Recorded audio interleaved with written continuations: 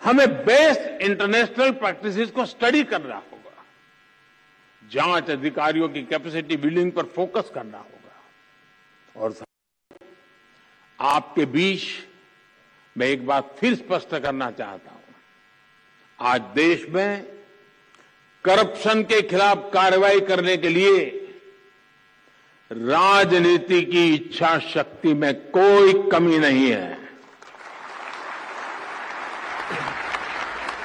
आपको कहीं पर भी हिचकने, कहीं रुकने की जरूरत नहीं है।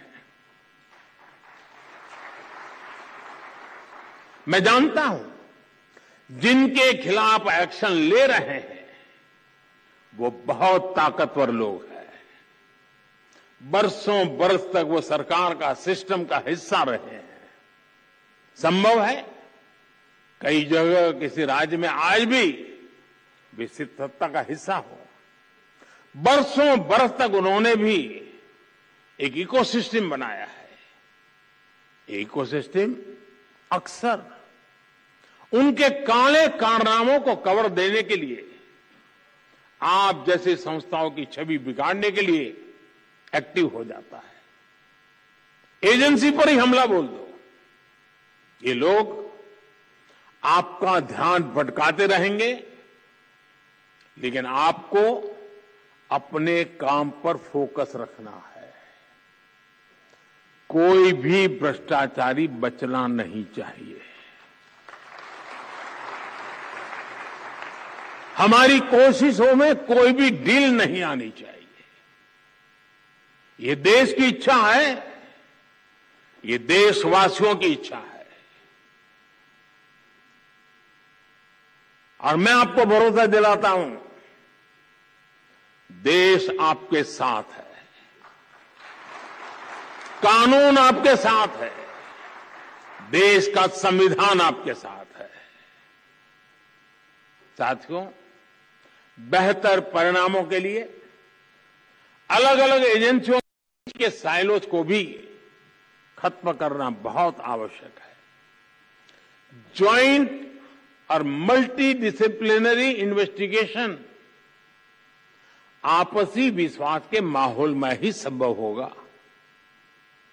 अब देश की ज्योग्राफिकल बाउंड्रीज, उससे बाहर भी पैसों का, लोगों का, गुड्स एंड सर्विसेज का बड़े पैमाने पर मूवमेंट हो रहा है। जैसे जैसे भारत की आर्थिक शक्ति बढ़ रही है, तो अड़चने पैदा करने वाले भी बढ़ रहे हैं। भारत के सामाजिक ताने बाने पर, हमारी एकता और भाईचारे पर, हमारे आर्थिक हितों पर, हमारे संस्थानों पर भी नित्य प्रतिदिन प्रहार बढ़ते चले जा रहे हैं। और इसमें जाहिर तौर पर करप्शन का पैसा लगता है। इसलिए हमें क्राइम और करप्शन के मल्टीनेशनल नेचर को भी समझना होगा, स्टडी करना होगा, उसके रूट कॉज तक पहुंचना होगा। आज हम अक्सर देखते हैं कि आधुनिक टेक्नोलॉजी के कारण क्राइम ग्लोबल हो रहे हैं, लेकिन यही टेक्नोलॉजी, यही इनोवेशन समाधान भी दे सकते हैं। हमें इन्वेस्टिगेशन में फॉरेंसिक साइंस के उपयोग का और ज्यादा विस्तार करना होगा। साथियों, साइबर क्राइम जैसी चुनौतियों से निपटने के लिए हमें इनोवेटिव तरीके खोजने चाहिए। हम टेक एनेबल एंटरप्रेन्योर्स और यंगस्टर्स को अपने साथ जोड़ सकते हैं। आपके संगठन में ही कई टेक्नो सेवी युवा होंगे जिनका बेहतर उपयोग किया जा सकता है। साथियों, मुझे बताया कि सीबीआई ने 75 ऐसी प्रथाओं को कंपाइल किया है जिन्हें समाप्त किया जा सकता है। हमें एक समयबद्ध तरीके से इस पर काम करना चाहिए। बीते वर्षों में सीबीआई ने खुद को इवॉल्व किया है। ये प्रक्रिया बिना रुके, बिना थके ऐसे ही चलती रहनी चाहिए। मुझे पूरा विश्वास है चिंतन शिविर एक नए आत्मविश्वास को जन्म देगी। ये चिंतन शिविर नए आयामों तक पहुंचने के रास्ते बनाएगी। ये चिंतन शिविर गंभीर से गंभीर, कठिन से कठिन समस्याओं को सुलझाने के तौर तरीके में आधुनिकता ले आएगी और हम ज्यादा प्रभावी होंगे, ज्यादा परिणामकारी होंगे और सामान्य नागरिक न बुरा करना चाहता है, न बुरा उसको पसंद है।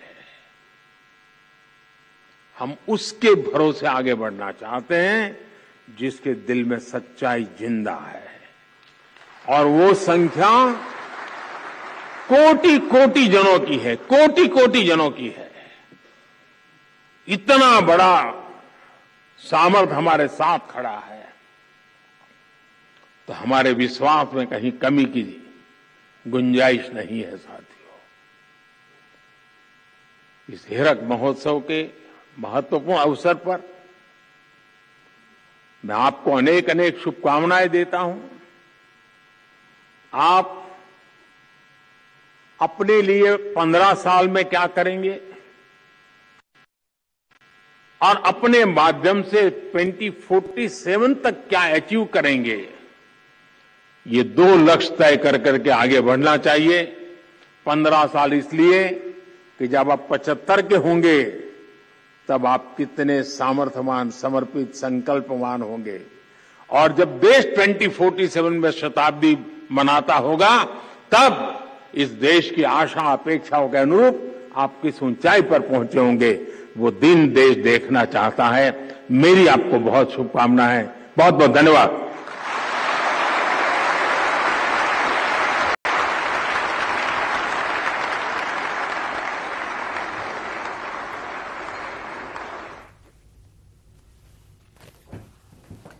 તો પીએમ નરેન્દ્ર મોદીએ વાતવાતમાં કોંગ્રેસને પણ સાણસામાં લીધી છે। સીબીઆઈને વધુ મજબૂત કરવામાં આવી રહી છે તેને સાથ આપવા પણ કહ્યું છે। સીબીઆઈ સમારોહમાં પીએમ નરેન્દ્ર મોદીનું સંબોધન।